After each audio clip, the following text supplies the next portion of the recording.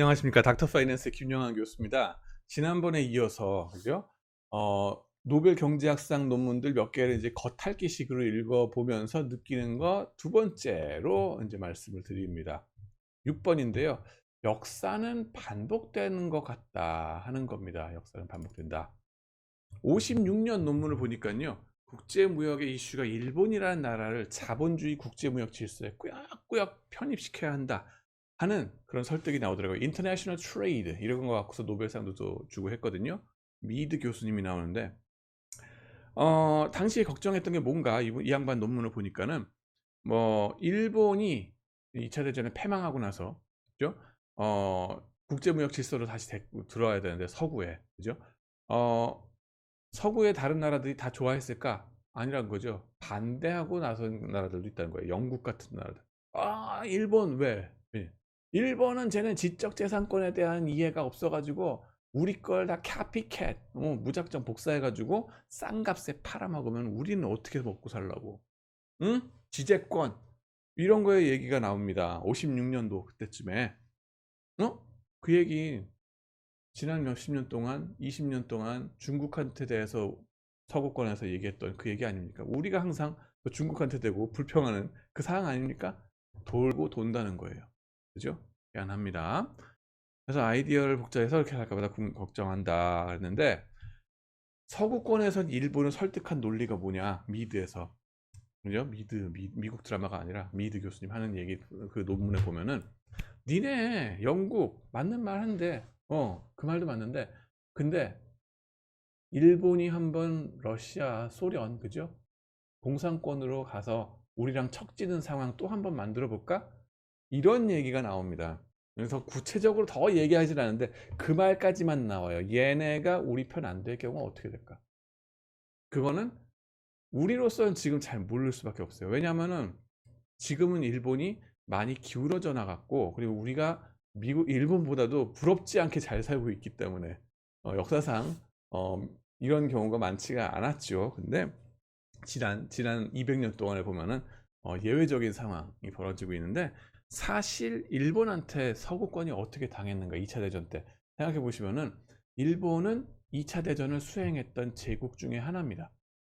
사실 우리가 인정하기 싫지만 라이벌 나라라고 생각하면서 그러고 싶은데 우리의 한국적인 자존심 때문에 근데 객관적으로 봤을 때 일본은 그런 제국이라는 거죠.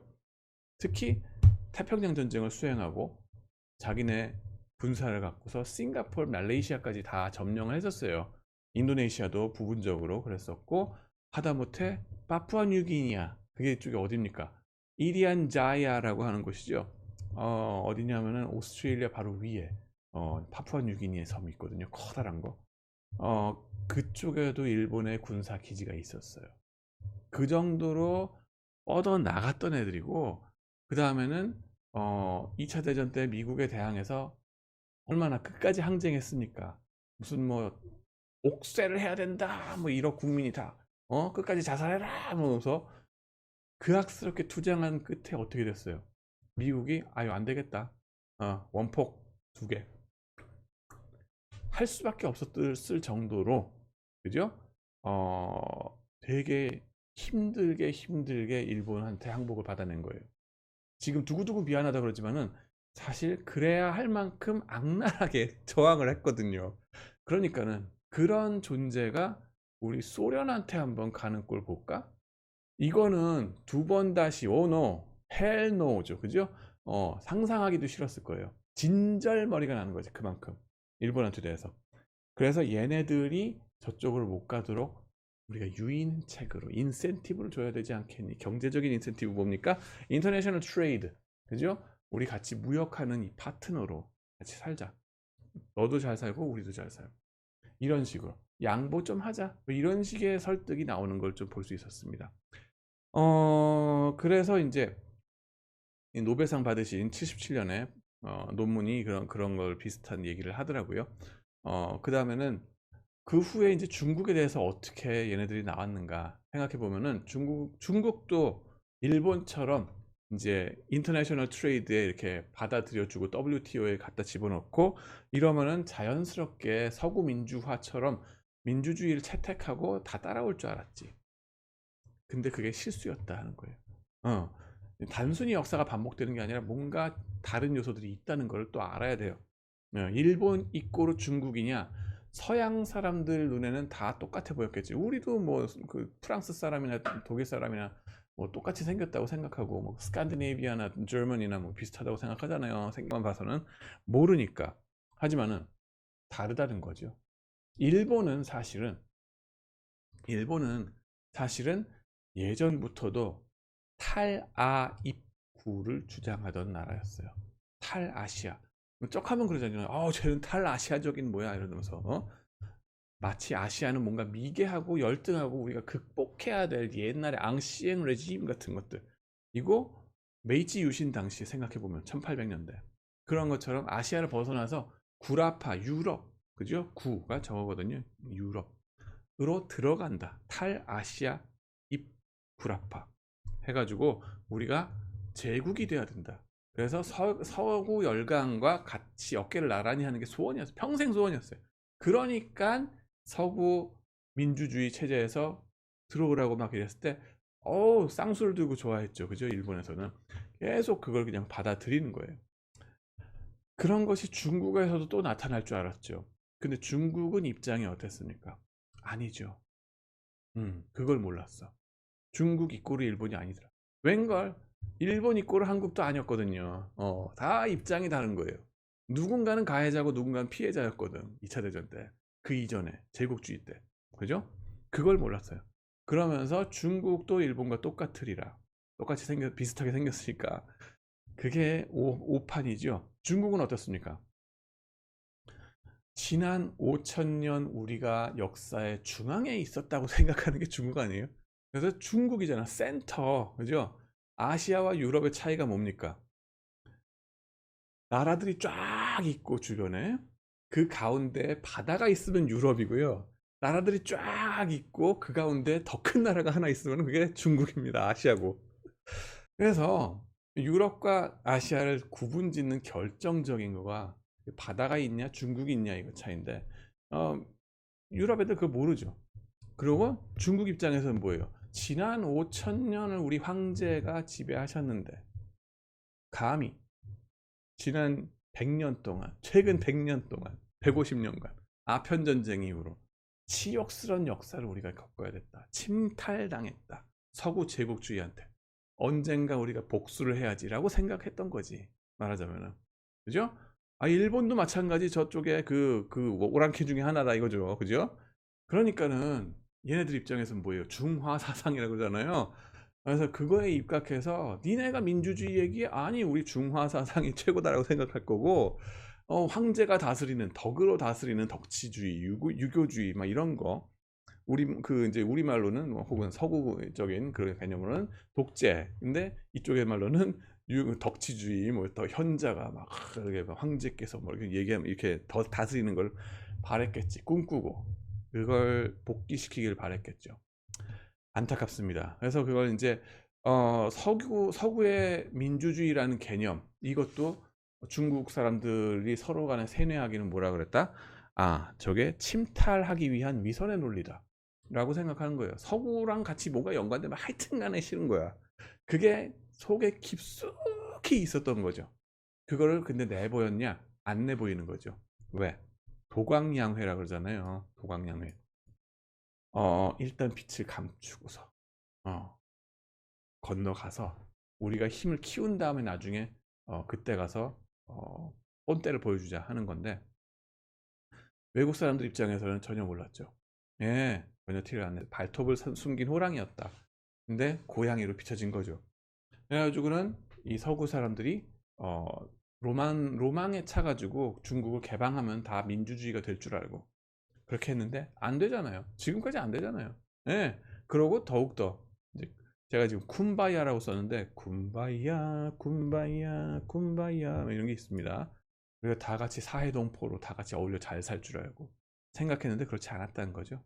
시진핑 이후로 국력이 미국 코앞까지 다가고 나니까는 영웅 본색이 나오는 거지. 와! 하면서 대륙 굴기 이제서 막 속마음을 보이는데 민주주의는 무슨 민주주의입니까?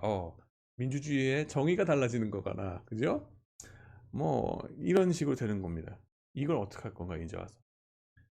소국은 대국한테 까불지 말라면서 그다음에 리투아니아한테 요즘 갑질을 시전하죠. 우리한테도 뭐예요? 지금 대기 오염 같은 거 그쪽에서 최소화하도록 노력해 줘야 되는데 이웃 나라를 위해서 그런 걸 해줄 아량이 있는가? 그죠? 아량이라기보다는 서로 간에 대등한 나라 대 나라의 입장으로서, 그죠? 협상을 동등하게 대등하게 할 의향이 있는가, 태도가 돼 있는가, 아니면 황제의 어떤 변방 민족에 대한 황제의 시혜로서 생각하는 건가? 그거에 대해서 우리가 진짜 많이 고민해야 됩니다. 이거 사실 이 시대의 난제 아닌가, 가장 심한. 그렇고요. 일곱 번째, 역사가 반복되는 또 다른 얘기는 스태그플레이션 걱정입니다. 1976년에 노벨상 받으신 분이 밀튼 프리드만 교수님이시죠. 시카고 대학교에. 케인스 학파의 거시경제 체계에 큰 도전을 하셨던 것으로 유명하시죠. 신화폐 수량서를 들고 나오셨고요. 통화주의 학파로 모니터리스트라고 그러죠. 그런 거 유명하고, 그다음에 그다음에는 이제 케인지안 같은 것부터 잠깐 얘기를 뭐 나눠 보면은, 저도 잘은 모릅니다만은 더 자세한 건 경제학과 교수님한테 여쭤보세요. 하지만은 1929년에 대공황 이후로 총 수요가 죽으니까는 정부가 적자 재정을 해서라도 고속도로를 짓고 댐 짓고 후버댐 같은 거 짓고 해서 고용을 창출하라 하는 게 케인즈의 뉴딜 정책 얘기죠. 그 전에는 뭐였어요? 스몰 가버먼트, 정부는 닥치고 가만히 있어라, 야경국가처럼 그냥 시장이 제대로 법을 지켜가면서 펑셔닝 하도록, 그죠? 시장에서 사기치는 놈들만 갖다 때려잡고, 나머지는 그냥 정부의 역할은 미니멀리즘, 개입하지 마세요. 니네가 나서면은 관료주의 때문에 또 뭐 크라우딩 아웃 이펙트다라고 해가지고 니네가 인재들을 잘못 데려가가지고 걔네들이 제대로 일을 능력 발휘를 못하고서 그냥 그 고인물이 돼가지고 살기도 하고, 그다음에 너무나 큰 정부가 되면은 빅 가버먼트 해봤자 도움될 거 아무것도 없다. 시장의 역할에 방해가 된다. 인비지블 핸드가 최고다 하는 게 그 고전파 역할이었잖아요. 그 이후에 공황 나오면서 케인즈가 이런 식으로 뉴딜 정책으로 반대쪽으로 쭉 가죠. 재정 적자 해라 이거고 돈을 풀어라. 그런데 케인즈주의자들이 이론에서는 옛날에 이자율이 낮아서 그랬는지 몰라도 실질 소득과 명목 소득의 차이, 즉 인플레이션을 그다지 신경을 안 썼던 것 같습니다. 그리고 장기적 균형 가격이라는 것을 별로 생각할 필요가 없었고요. 그저 단기적인 수요 공급의 불균형, 디스에퀄리브리엄, 이거를 고치는 것에만 신경을 쓰느라고 급급했더라는 걸 좀 느끼게 되더라고요. 케인스가 이런 말씀을 하셨죠. 장기적으로 균형? 장기 같은 소리하고 앉았네. 장기적으로 우리는 모두 다 죽는디? 라는 유명한 말씀을 남기시고 박제가 되셨죠. 지금까지 조리돌림 당하고 있는 말씀 중에 하나라고 알고 있습니다. 근데 장기적인 에퀄리브리엄, 균형점, 이런 거 어떻게 균형을 어떻게 유지해 갈 건가 하는 거에 대한 고민을 이제 좀 해보자는 거예요. 사실은. 그런 거 없이 케인스주의로 계속 밀어붙이니까 어떻게 됐어요? 적자재정 유지해라. 적자재정 쿨. 그러면서 뭐예요? 군비 경쟁하고 베트남전으로 재정 적자 계속 유지해 나가는 거죠. 그러다가는 어떻게 돼요? 브레튼 우즈 체제가 무너집니다. 적자 재정 유지하다 보면은 자기네 이 커런시 이거를 유지할 수가 없거든요. 밸런스 오브 페이먼트, 이런 무역 불균형, 이런 것들이 어쩔 수가 없죠. 그리고 베트남전으로 인한 재정 적자, 무역 불균형은 또 뭐예요?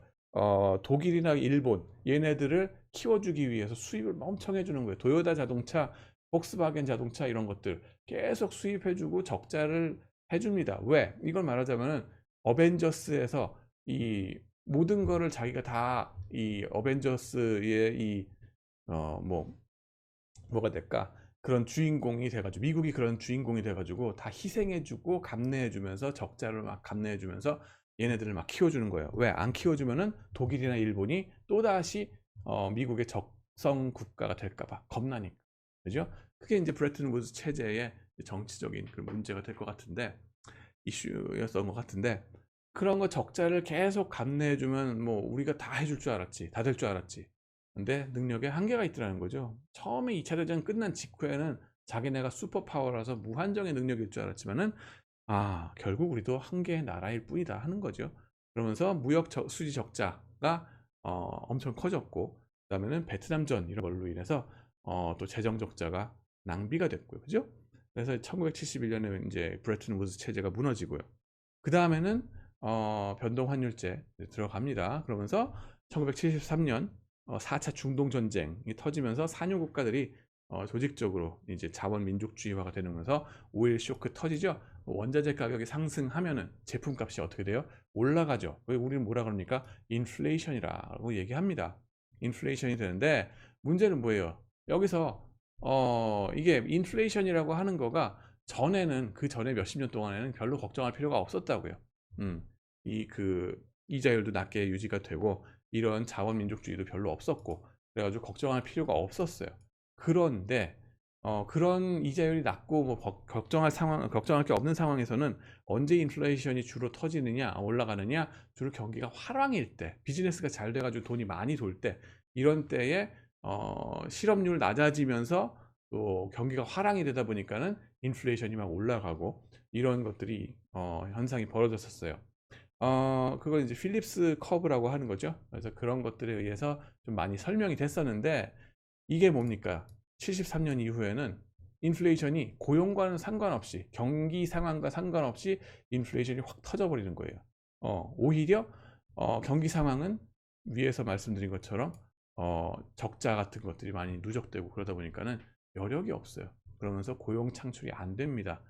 이게 물가가 막 올라가 버리니까, 원자재 값에 의해서, 그러다 보니까는 구매를 할 수가 없고 또 장사도 안 되고, 그래서 물가는 물가대로 올라가고 장사는 장사대로 안 되는 이런 현상, 실업률은 실업률대로 올라가는 이런 현상, 우리가 뭐라 그럽니까? 스태그플레이션이라고 하죠. 스태그플레이션. 그래가지고 그때까지 인플레와 실업률은 반비례 관계를 보여주던 필립스 커브, 이런 걸 신봉하던 케인스주의가 강했었는데, 그 약발이 다 했다는 거죠. 그러고 나서 모니터리스트가 득세를 하는 겁니다. 인플레이션은 뭐다? 실물 경제와 별개로 순전히 화폐적인 현상이다 라고 주장을 하는 겁니다. 이제 이런 밀튼 프리드만과, 그 다음에는 시카고 대학교에 이 양반이 이제 자리 잡고서 공부를 하셨는데, 시카고, 미네소다, 카네기 멜론 이 세 학교, 담수학파죠.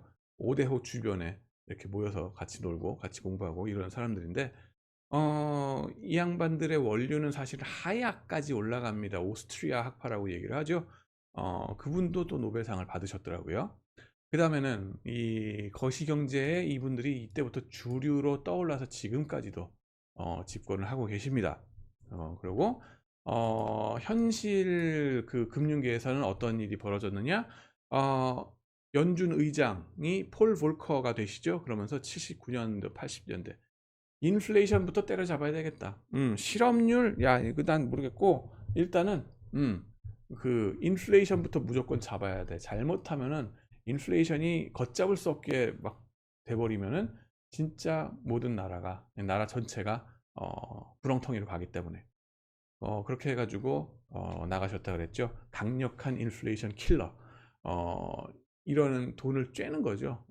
이제 이런 식으로 이제 나갔기 때문에 상당히 반대에 부딪혔었다. 그 당시에는 그런 얘기를 들었었고요. 뭐 심지어는 암살하려는 사람들이 있어가지고 이 양반이 권총을 차고 다녔다는 얘기, 슈카월드에 보시면 또 얘기가 나옵니다.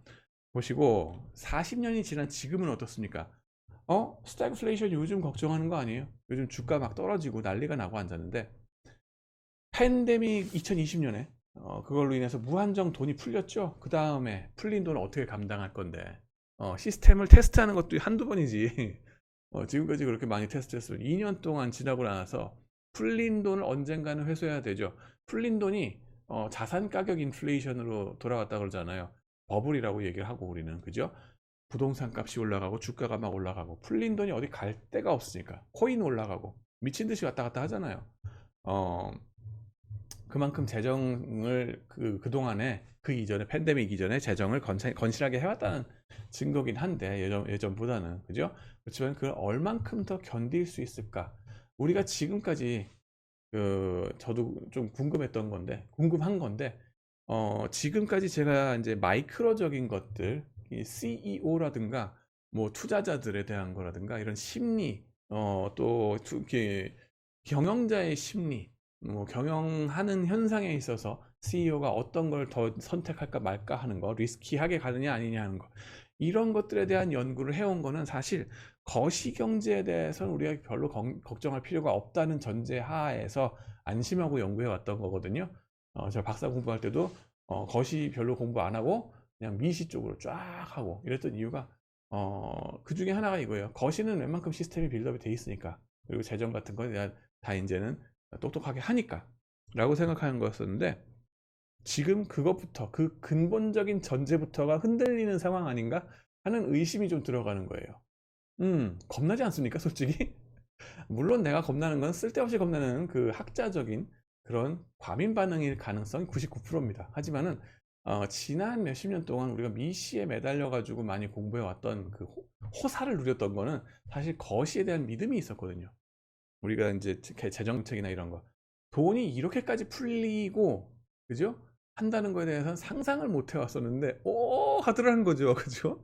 근데 감당할 수 있을까? 이게 불안불안한 겁니다. 그런 느낌들이 계속 지금 있다 하는 거. 그러면서 팬데믹으로 인한 그런 것들을 이제 어떻게 다시 되돌릴 건가, 그죠?